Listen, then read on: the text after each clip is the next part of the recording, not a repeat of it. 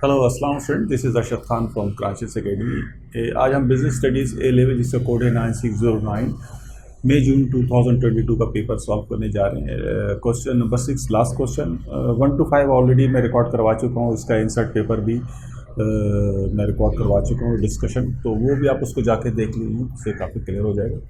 ठीक है जी। ये क्वेश्चन नंबर 6 आपको जैसे नॉलेज में होगा, ये ज़्यादातर जो हमारे स्ट्रेटजी का सेक्शन है वहाँ से आ रहा होता है। Let's start the question number 6। Evaluate the usefulness of WTZ of external environment analysis PEST as a framework to develop business strategy. यानी हमें इसको इवेल्युएट ये करना है कि अगर हम पेस्ट को as a business strategy develop करने के लिए इस्तेमाल करें तो कैसा है। तो चलें जिसको हम सॉल्व करते हैं। हमें एक तो जब भी इस तरह का सवाल आता है कि जो जितने भी सब हमें जो पेस्ट के बारे में या जो जितनी भी बिजनेस स्ट्रेटजी हैं वो सबको डिस्कस करना, उन सब के बारे में थोड़ा सा बताना पड़ता है। तो सबसे पहले पेस्ट पे आ जाते हैं। पेस्ट आपको नॉलेज में पेस्ट है political, economical, social and technology का डिफरेंट एलिमेंट जो है पॉलिटिकल के लॉ एंड ऑर्डर है, इकोनॉमिक का जो है कि कौन कौन से मैक्रो और माइक्रो इकोनॉमिक्स के फैक्टर हैं, सोशल में डेमोग्राफिक चेंजेस आ जाता है, टेक्नोलॉजिकल में जो टेक्नोलॉजी के हवाले से क्या क्या एडवांसमेंट आ रही वो है। ठीक है जी, ये सब होता है पेस्ट में। अगर और हम जाएँ तो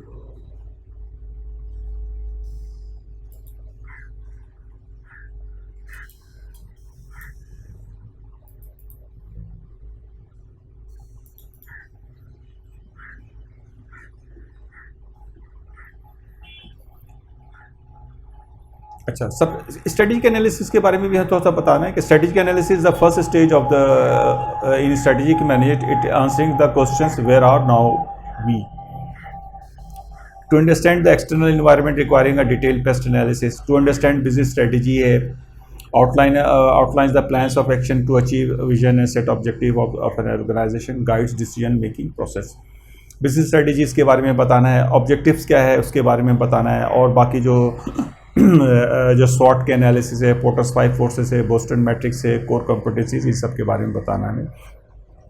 तो इन सबको मैं थोड़ा सा ब्रीफली आपको डिस्कस कर लेते हैं, क्योंकि ये ऑलरेडी हम अगर आप मेरे और भी सवाल देखेंगे तो तमाम बिजनेस स्ट्रेटजीज़ के सवाल में भी मैंने मार्च अप्रैल को भी करवाए, तो उन सब में आपको ये चीज़ें मिल जाएंगी। तो चीज़ें ये कॉमन चीज़ें हैं, कुछ हमें कि SWOT बोस्टन मैट्रिक्स क्या है, SWOT एनालिसिस क्या है, इन सब के बारे में बताना है।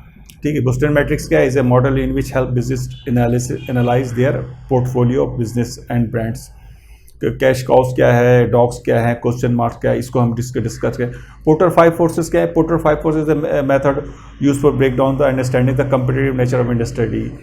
जो इंडस्ट्री में जो कम्पिटिटिव चीज़ें हैं, थ्रेट ऑफ सब्सिट्यूट है, थ्रेट्स ऑफ इंटेंट्स हैं, bargaining power of buyer, bargaining power of suppliers और कम्पिटिटिव राइवलरी, ये सब चीज़ें हम पोर्टर 5 फोर्सेस में देखते हैं। उसके अलावा ऑर्गेनाइजेशन की कोर जो कॉम्पिटेंसी है वो भी एक इम्पॉर्टेंट रोल प्ले करता है स्ट्रेटेजिक एनालिसिस में या स्ट्रेटेजी डेवलपमेंट में। उसकी capabilities, knowledge, skills and resources that constitute the defining the strength, ये सब चीज़ें स्ट्रेंथ बताती है। अच्छा, कोर कॉम्पिटेंसीज में आ जाती है कम्युनिकेशन है, R&D है और प्रोडक्ट अवेलेबिलिटी। हम SWOT को किस तरह से करते हैं, SWOT में ये कि आप SWOT एनालिसिस करते हैं, आप अपने जो कंसल्ट विद अदर्स, जो दूसरे लोग उनसे कंसल्ट करते हैं, मॉनिटर का कस्टमर कंप्लेंट को आप मॉनिटर करते हैं, और मतलब ये सब सारी चीज़ें स्ट्रेंथ वीकनेस के हवाले से हम इसको पूरा अच्छी तरह से इसको हम पूरा डिटेल में देखते हैं। ये भी हमारे स्ट्रेटेजिक एनालिसिस का एक पार्ट है।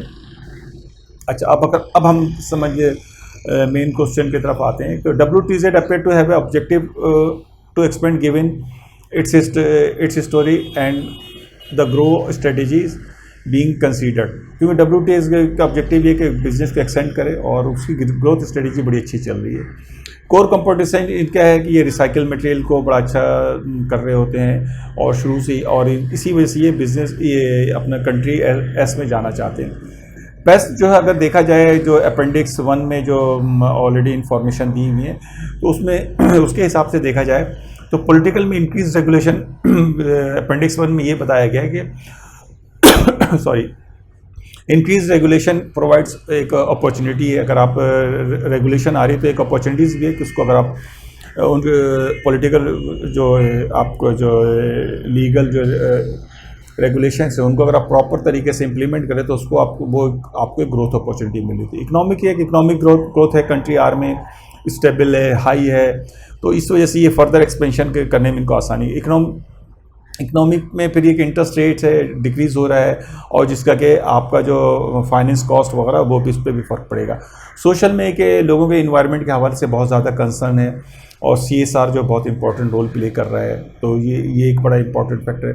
टेक्नोलॉजिकल में ये कि इनोवेटिव आपको अप्रोच लेनी पड़ेगी, इनोवेटिंग प्रोसेस में जाना पड़ेगा, वेस्ट मटेरियल करने में कंप्यूटराइज टेक्नोलॉजी लेनी पड़ेगी, ये आपका टेक्नोलॉजी में आता है। अगर हम शॉर्ट में जाते हैं तो उसमें स्ट्रेंथ, वीकनेस और अपॉर्चुनिटीज़ में हमें देखना का। स्ट्रेंथ हमारी क्या है, ब्रांड रिपुटेशन बड़ी अच्छी है। वीकनेस क्या है कि हाई गियरिंग लिंक है, मतलब हमने बहुत ज़्यादा लोन लिया हुआ जो कि बहुत रिस्की है। और अपॉर्चुनिटीज़ में ये कि मार्केट ग्रोथ है, कंट्री आर में भी मार्केट ग्रोथ है और कंट्री एस में भी हम जा सकते हैं। थ्रेट्स ये कि कंपटीशन फ्रॉम हिप्पो बैरल जो एक आई कंपनी, उससे आपको एक थ्रेट है। अच्छा, हम फर्दर अगर इसको हम एनालाइज करें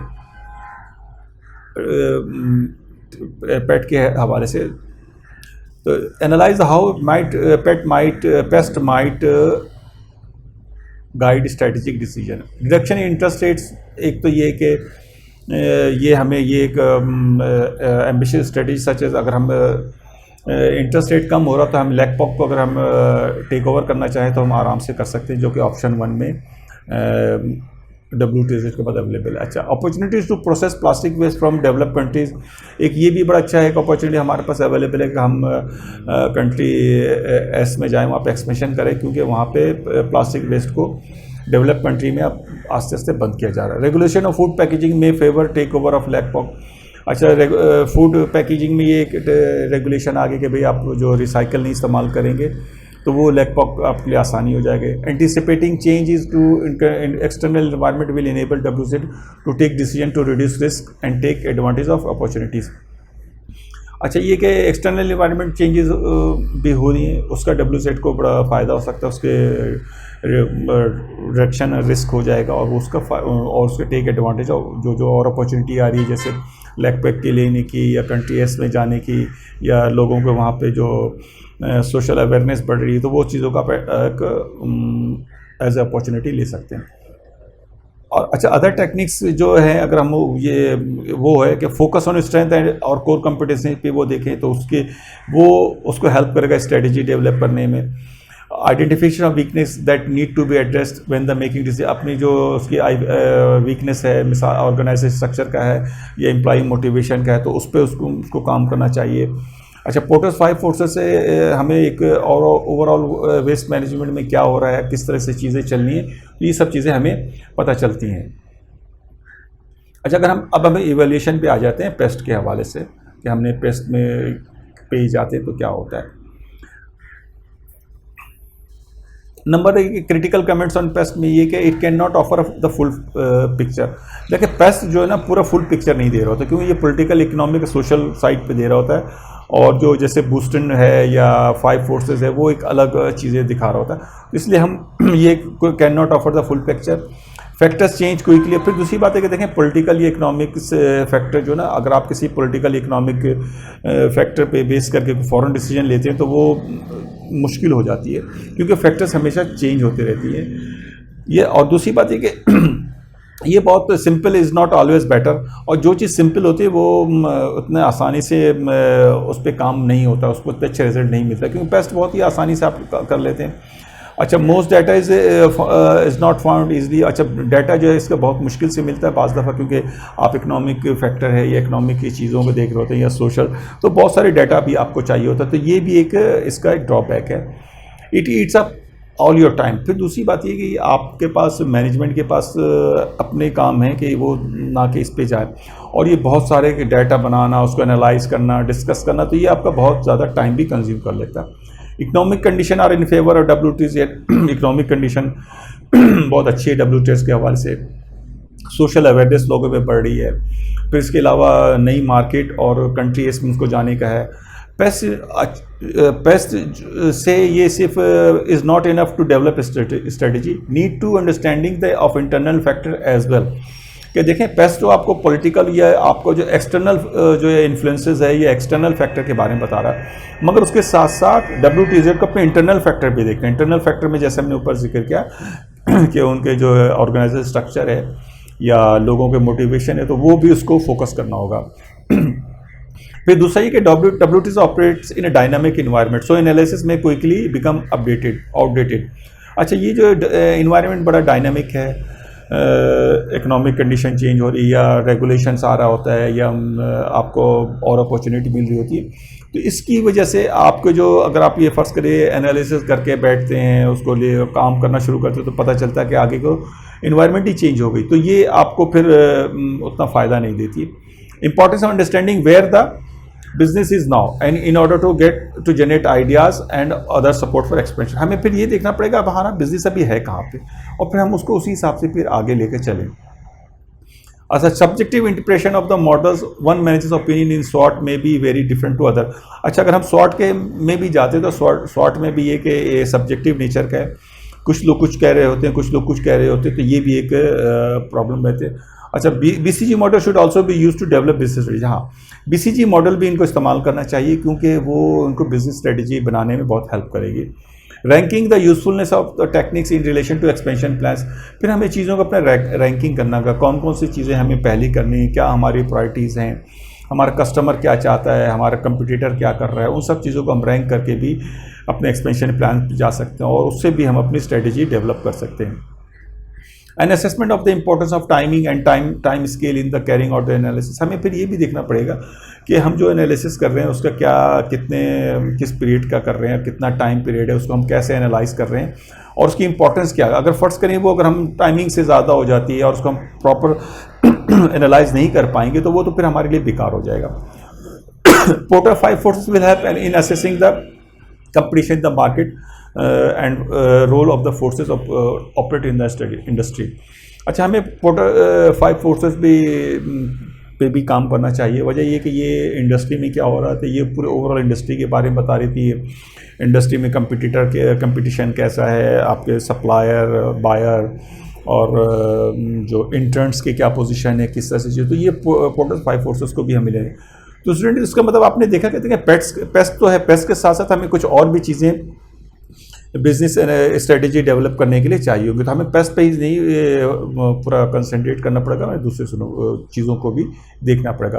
तो student, here is the end of question number 6। और ये इसमें से देखा जाए तो आपने देखा होगा कि तकरीबन 30-40% जो है आपका एक नॉर्मल किस्म का है यानी नॉलेज है, जो बाकी डिटेल है, बाकी तो 50-60% जो है वो रिलेट कर रहा होता आपका जो केस स्टडी है या इंसर्ट पेपर है। ठीक है सर, थैंक यू स्टूडेंट। तो आप इसको देखिए और इसमें कोई और ऐसी चीज़ पूछने की तो आप हमें बताइए, तो हम उसको उस हिसाब से सॉल्व करते हैं। थैंक यू, अस्सलाम वालेकुम।